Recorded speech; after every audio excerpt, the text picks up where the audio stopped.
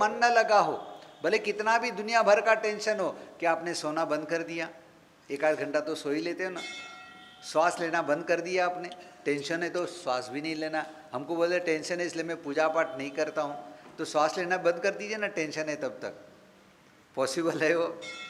जो चीज़ें आवश्यक है, जरूरी है, वो तो करना ही पड़ेगा।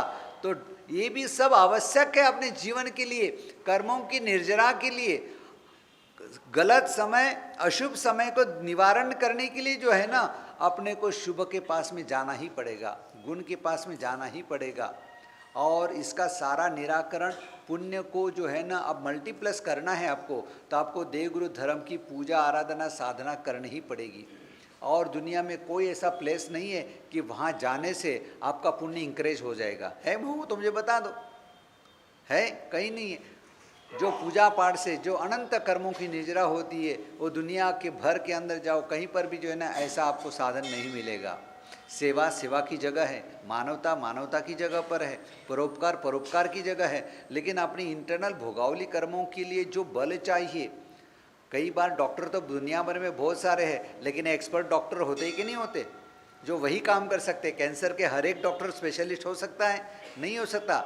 जो पेट का डॉक्टर है वो माथा को ठीक कर सकता है? नहीं कर सकता, उसके लिए न्यूरो सर्जन के पास ही जाना पड़े। तो उसी तरह से स्पेशलाइज डॉक्टर के लिए अपने को तीर्थंकर परमात्मा के पास में वहीं पर आपको जाना ही पड़ेगा। इसलिए अपने को परमात्मा के जन्म के समय अपने को मन में शुभ संकल्प लेना है कि दूसरा जन्म वांछन में जब तक मैं नहीं श्रवण करूँ, उसके अंदर मैं हाजिर न रहूँ, तब तक मुझे परमात्मा को रोज़ चरण स्पर्श करना है। क्या करना है? चरण स्पर्श करना ही है। इसका ऐसा नियम लेकर के चलना है। तो आगे यहाँ पर ऐसे निमित्त पाठकों को बुलाने के बाद में आज्ञा का सुनकर कौटुंबिक पुरुष हर्षित होकर संतोष को प्राप्त कर विनीत भाव से, देखो शब्दों के ऊपर ध्यान दीजिएगा, मैं इसलिए थोड़ा स्लो धीरे धीरे पढ़ रहा हूँ। कौटुंबिक पुरुष हर्षित होकर के, जो घर का नौकर चाकर आदि रहते उनको आज्ञा दी, जाओ तुम स्वप्न पाठकों को बुला करके लेके आओ। तो वो बहुत खुश हो गए कि राजा ने कितना बड़ा सुंदर घर के अंदर स्वप्न आए और उसके स्वप्न पाठों के फलादेश के लिए, कथन के लिए, ऐसे ज्योतिषियों को बुलाने के लिए मुझे भेजा है, मुझे भेज रहे। अच्छे काम के लिए किसी को भेजा जाए तो कितनी खुशी होती है। तो उसी तरह से हर्षित संतोष को प्राप्त कर विनीत भाव से, कौन सा शब्द रखा? विनीत भाव से, मतलब आज्ञाकारी होकर के, प्रेम से, वात्सल्य से, अपनत्व के भाव से राजाज्ञा को शिरोद्धार किया। मतलब मालिक की आज्ञा को शिरोधार्य कर वहाँ से निकलकर क्षत्रिय कुंड नगर के मध्य से होकर स्वप्न लक्षणक पाठकों के घर तक जाते हैं। वहाँ जाकर स्वप्न लक्षणक पाठकों से कहते हैं, हे देवानुप्रियो। एक नौकर चाकर भी अच्छे परिवार के संस्कारों के कारण से, बोली चाली विनय वाली रहने के कारण से उनके मन के अंदर के भाव भी कैसे आते हैं, वो भी कैसे, बड़े बड़े घरों के अंदर वो शिक्षा दीक्षा दी रहती है तो कितने नम्र भाव से आते हैं। तो यहाँ पर भी आकर के कहते हैं, हे देवानुप्रियो, आपको सिद्धार्थ राजा ने बुलाया है। स्वप्न लक्षण पाठक भी राजपुरुषों के मुख से ऐसा सुनकर अत्यंत हर्षित और संतुष्ट हुए। उन्होंने स्नान किया, देव पूजा की, निर्मल वस्त्र पहने, मस्तक पर तिलक और सरशप, दूब, अक्षतादि मंगलादि वस्तु धारण की। मतलब जो पंडित की, जो ब्राह्मणों का जो वेश होता है, जनवी आदि धारण किया। 111 नंबर का तिलक कर दिया। कितने नंबर का? 111 नंबर का तिलक कर दिया आदि कर करके और पहन करके मंगल वस्तुओं को धारण करके दुःस्वप्नादि को निवारण करने के लिए अपने मंगल किए। इस प्रकार की भावना से राजसभा में प्रवेश करने के योग्य स्वर्णादि बहुमूल्य आभूषण धारण किए। जहाँ जहाँ जाना होता है वहाँ पर उसी हिसाब से परिधान में जाना चाहिए। लेकिन अपने क्या आते हैं, कैसे आ जाते हैं, जहाँ जैसा चाहे वैसे आ गए, ऐसे नहीं होता है। जहाँ जो ड्रेस जो चाहिए, जो सभ्यता है, जो संस्कृति है, उस हिसाब से परिवेश को धारण करके आना चाहिए। भले आप दुनिया के अंदर कैसे भी रहते हो, परिवार में, घर में आप कैसे भी रहते हो, लेकिन अपनी एक देवगुरु धर्म के स्थान की एक मर्यादा रहती है, परंपरा है। वो परंपरा का अच्छी तरह से निर्वाह करना चाहिए, जिससे अपनी परिवार की और अपनी स्वयं की जो है इज्जत, मान पान, सम्मान, प्रतिष्ठा बढ़नी चाहिए, लगना चाहिए। ये है ना, संसारिक कार्यों के लिए अपने नहीं जाते, अपने आध्यात्मिक शुभ भाव से पुण्यानुबंधी पुण्य का संचय करने के लिए, कर्मों की निर्जरा के भाव से, नहीं कि मोह माया के लिए, या किसी को जो है ना मन के अंदर गलत भाव आवे, ऐसे वेश परिधान करके कभी नहीं आना चाहिए। ये खास ध्यान रखना। और अपना संघ बहुत बड़ा इस मामलों में बड़ा विवेकी है, समझदार भी है। मेरे को कभी कहना नहीं पड़ा, बहनों को तो बिल्कुल ही नहीं कहना पड़ा कि माथे में ओढ़ करके बैठो करके। कई जगह तर मैं कह चुका, मैंने कहना बंद कर दिया। वो इतनी नफट बहनें होती थी वहाँ पर, बिल्कुल नहीं सुनती थी। बावसी सा तने कहीं ठा पड़े के, कोई बोले, बाद में आके बोलते बाप से आपने कहीं ठा पड़े के कि कितनी गर्मी घनी लागे के, खूब घनी गर्मी लागे के, इन वास्ते मारे खुल्लो रहना पड़े के, और थारा हमें कहीं के थे तो मारा छोरा हो के। अभी क्या करना बताओ। ऐसे भी बोल देते कई बार, ऐसे भी होता है। लेकिन आपका संग बहुत बड़ा विवेक है। जो अच्छा है वो तो मैं अच्छा दिल खोल करके और प्रसन्नता से खूब अनुमोदना में करूँगा, और जहाँ टोकने का होता है वहाँ बेशक मैं टोक भी देता हूँ, वो आपको पता है, आपको अच्छी तरह से पूरा वसूल कर लेता हूँ, मतलब बैलेंस पूरा रख लेता हूँ। पर प्लस पॉइंट आपकी ज़्यादा है, माइनस कम है, ये भी आप समझ करके चलना। कोई नींद में हो तो उनको भी सुना देना बाद में। हाँ, तो यहाँ पर क्षत्रिय कुंड नगर में मध्य में होकर सब के सब राजा के सभा के द्वार पर एकत्रित हो गए। राजमहल का जो दरवाजा था, मुख्य दरवाजा, वहाँ पर कोई अलग अलग रहते थे, स्वप्न अलग अलग, अष्टांग निमित्त के 8 निमित्त के जानकार जो थे वो सब अलग अलग जगह रहते थे। वो आकर के राजा के दरवाजे पर इकट्ठे हो गए। इकट्ठे होने के बाद में जो है उन्होंने कहा, सर्वेपि यत्र नेतारम सर्वे पंडित मानिना सर्वे महत्वम इच्छन्ति तद्वृंद मवसीदति। इस प्रकार के श्लोक के माध्यम से, क्योंकि पंडित होते हैं ना, वो संस्कृत के बिना वो रह नहीं सकते, उनको तो बोलने को चाहिए। वो कुछ भी बोलेंगे तो श्लोक में बोलेंगे, संस्कृत में बोलेंगे, उसी भाषा के अंदर उसका एक मजा ही कुछ अलग होता है।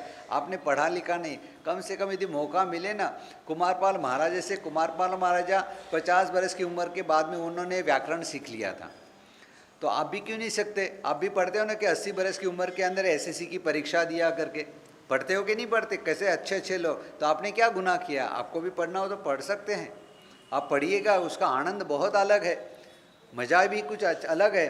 तो इसका अर्थ यही होता है, जहाँ पर सभी अग्रसर हो, जहाँ पर सभी के सभी अग्रसर हो, थोड़ा आने का रास्ता रखो। यहाँ पर जाजम खाली है, उधर जाने का रास्ता रखिएगा। पहले से आगे बैठो, थोड़ा सा आगे बैठिए, बराबर आगे आ जाओ, पहले से आगे आ जाओ, आगे आ जाओ भाई साहब, आगे आ जाओ, जहां पर सभी अग्रसर हो। हाँ, आपको स्पेशल आमंत्रण, आप आगे आ जाओ भाई साहब, आगे आ जाओ, जाजम खाली क्यों छोड़ रहे? बिल्कुल आगे आ जाओ। कितनी बार कहने का? हाँ, आपको स्पेशल को वापस देखते हो कि नहीं सामने जगह? आप सिग्नल के ऊपर रुकते हो, सिग्नल के ऊपर आप गाड़ी में जाते हो, भले स्कूटर भी हो, क्या 10-10 फीट 25-25 फीट दूर दूर गाड़ी खड़े रखते हो, कैसे घुसाड़ देते हो अंदर, ऐसे करके। और यहाँ क्यों डरते हो आप?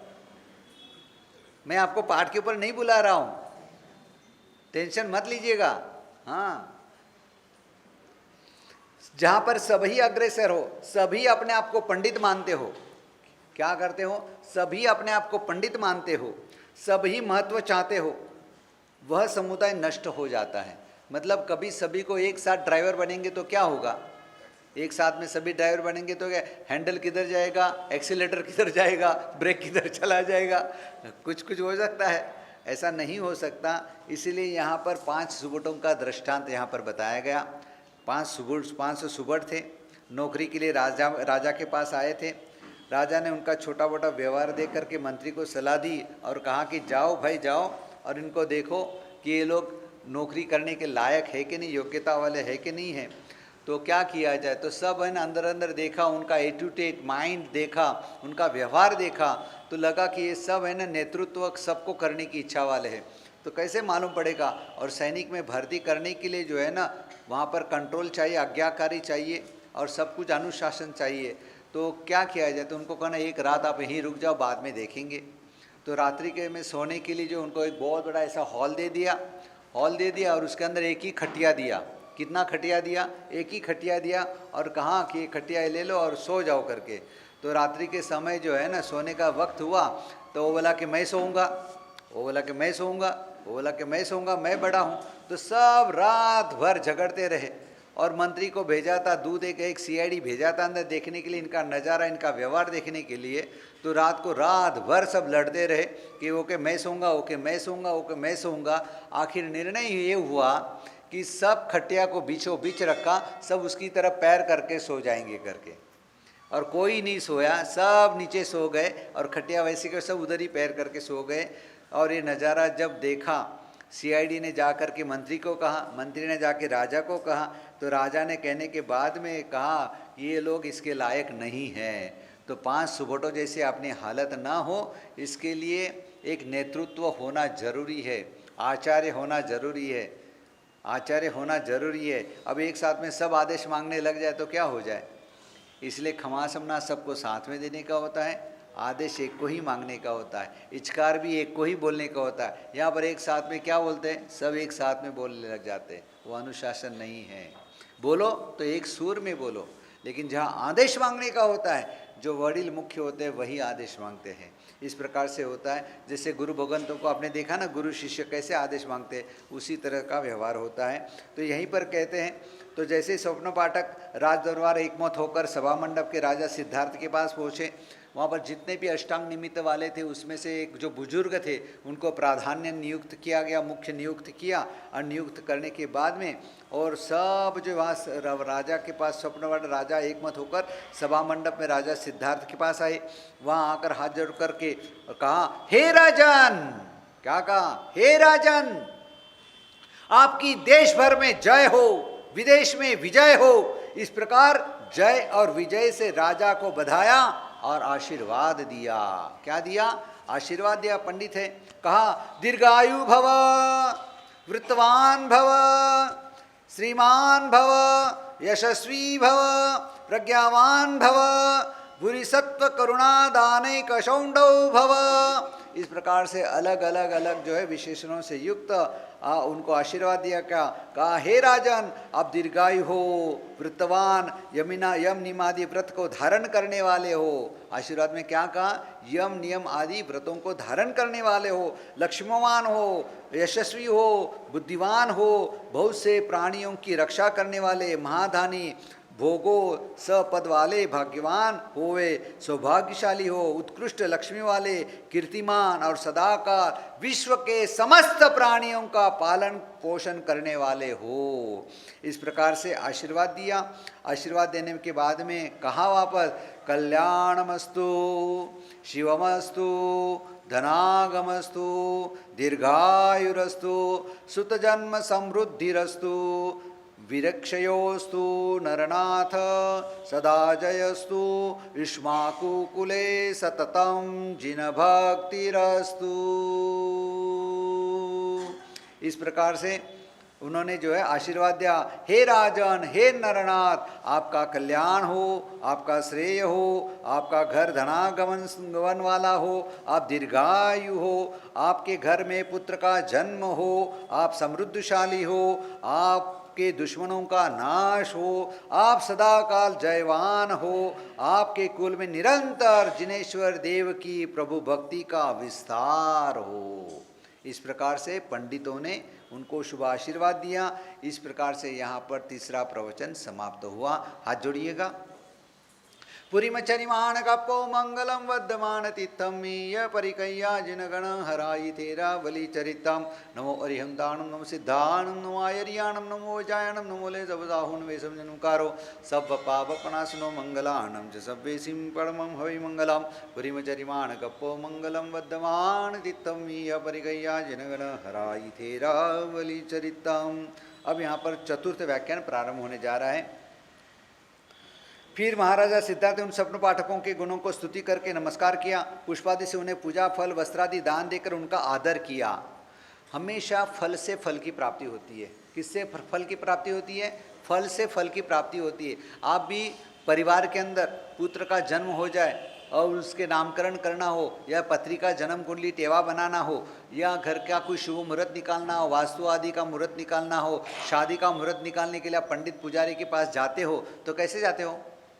व्यवहार है ना, उसके लिए उनके लिए कपड़े की झोड़ी ले जाएंगे, ड्रेस ले जाएंगे, उसकी श्राविका के लिए, वाइफ के लिए भी साड़ी बीड़ी ले जाएंगे, बच्चों के लिए कपड़े ले जाएंगे, थोड़ा फल फ्रूट लेके जाएंगे, थोड़ा दक्षिणा का कवर भी लेके जाते हो ना। ऐसे ये विधि है, ये फल है, वो देने से उनकी प्रसन्नता बढ़ती है, भाव बढ़ता है, प्रेम बढ़ता है, और वो देख करके इतना सुंदर शुभ मुहूर्त निकाल करके वो आपको उसके सामने देता है, जिससे आपका सब कार्य फतेह हो, शुभ हो, फल से फल की प्राप्ति होती है। हर एक गुरुजनों के पास में, सब जगह पर जो है, सन्यासियों के पास में भी कोई जाए, स्वामी जी के पास में कोई जाए, ऋषि मुनियों के पास में भी जब कोई भी जाते हैं तो इसी प्रकार से फल फ्रूट आदि नैवेद्य लेकर के जाते हैं, उनके सामने चरणों में धरते हैं, यथाशक्ति जैसी अपनी शक्ति होती वैसे धरते हैं। कई जगह पर नारियल ही खाली धरते हैं। अपने यहाँ पर अपनी जैन परंपरा के अंदर जो है अपने क्या करते हैं, ज्ञान पूजा करते हैं।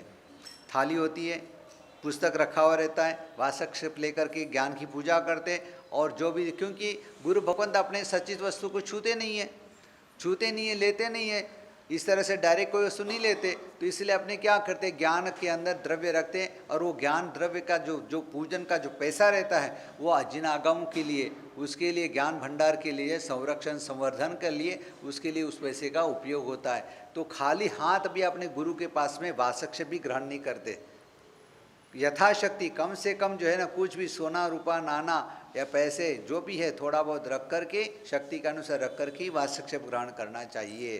खाली हाथ कभी वासक्षेप नहीं लेना चाहिए। ख्याल में आ गया? यही बात यहाँ पर बताई। सिद्धार्थ महाराज उन पाठक को स्तुति नमस्कार किया, पुष्पादि से उन्हें पूजा फल वस्त्रादि दान देकर उनका आदर किया, खड़ा होने आदि से उनका सम्मान किया।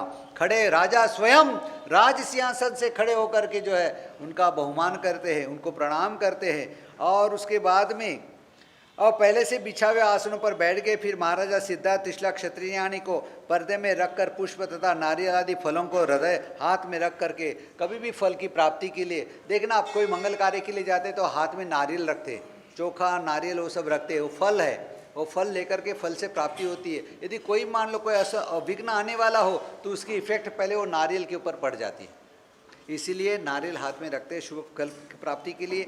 तो हाथ में रख करके, क्योंकि खाली हाथ से देवगुरु राजा तथा विशेषकर निमित्तियों के सन्मुख न जाना चाहिए, फल से ही फल की प्राप्ति होती है। सपनों पाठकों को विशेष विनय से यूं कहने लगे, हे देवानुप्रियो, आज क्षत्रियाणी त्रिशला अपनी शैया में सोती जागती अर्थात अल्प निद्रावस्था में इस प्रकार गज वृषभ आदि श्रेष्ठ 14 सपनों को देखकर जाग उठी। राजा ने कारण बताया, आप लोगों को बुलाने का कारण क्या है? आप सब निमित्तों को बुलाने का विशेष कारण ये है कि मेरी जो प्रिया जो है, उस त्रिशला जो है, उसने जो है रात्रि को इस प्रकार से स्वप्न देखे हैं। तो हे देवानुप्रियो, ज्योतिषियों को भी किस प्रकार से बुलाते हैं, हे देवानुप्रियो, उन श्रेष्ठ 14 महासपनों को मैं विचारता हूँ कि वे कल्याणकारी वृत्ति विशेष फल देने वाले होंगे। वे स्वप्न पाठक राजा सिद्धार्थ से उन सपनों को सुनकर जानकर हर्ष को प्राप्त हुए। जैसे ही सपनों के नाम सुने, वृषभ आदि जो स्वप्न देख करके वो निमित्त वाले सब जितने थे उनको देख करके तुरंत मालूम पड़ जाता है कि क्वेश्चन क्या है, उसका आंसर क्या है करके तुरंत मालूम पड़ जाता है। तो मालूम पड़ के वो बहुत बड़े खुश हो गए, पूर्ण हृदय वाले होकर के उन सपनों को अच्छी तरह से मन में धारण किया और मन में धारण कर के स्वप्नों का अर्थ विचार करने लगे। अर्थ का विचार करके परस्पर विचार करने लगे। जो अंदर जो उनकी टीम थी, पूरी ज्योतिषियों की टीम थी, वो टीम के अंदर परस्पर एक दूसरे से वार्तालाप किया, क्योंकि एकदम ही कहेंगे। हमेशा देखना, अपनी एक साइकोलॉजी है, एक अनुभवी डॉक्टर हो, खूब ही अनुभवी डॉक्टर हो, और वो आए, आपको बुलाए, आप उसके पास जाओ और आपको देखते ही मालूम पड़ जाए कि इसको इन्फेक्शन वायरल है, या इनको फीवर है, या अभी सीजन फीवर है, या उसको क्या, तुरंत मालूम बोले कि आप गोली ले लो, आप ठीक हो जाओगे। आपको थोड़ा सा मन में होगा, मैं वनागुड़ी तो आया हो तो सही, फी इतनी बार दे दी, मैंने चेक भी नहीं की दो, मेरे की बैटरी भी दे नहीं डाली, मुंह मोड़ो भी मैं नहीं खुलाया हो, जीप भी नहीं बाहर निकाली, हाँ, और टेस्टोस्कोप भी नहीं लगाया, सांस ले वालों भी नहीं की दो, कहीं नहीं की दो, कर यूज कह दियो के, कहीं ठान ही पड़ी हो के मने के, होता है कि नहीं होता है? तो आप क्या करेंगे? आप तो बड़े हैं, जयनगर में रहते हो,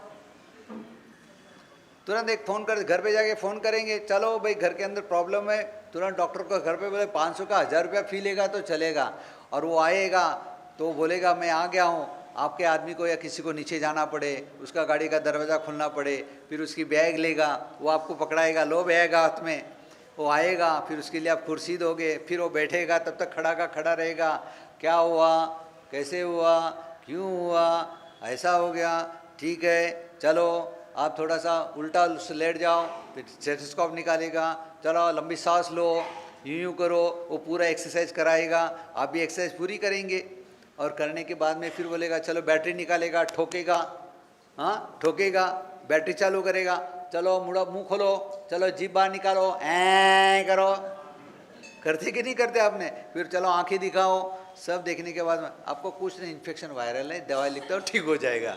अब उसने क्या नया बताया, नाटक करके बताया, तो आपको लगता है कि इसने मेरे को सही देखा करके, साइकोलॉजी है।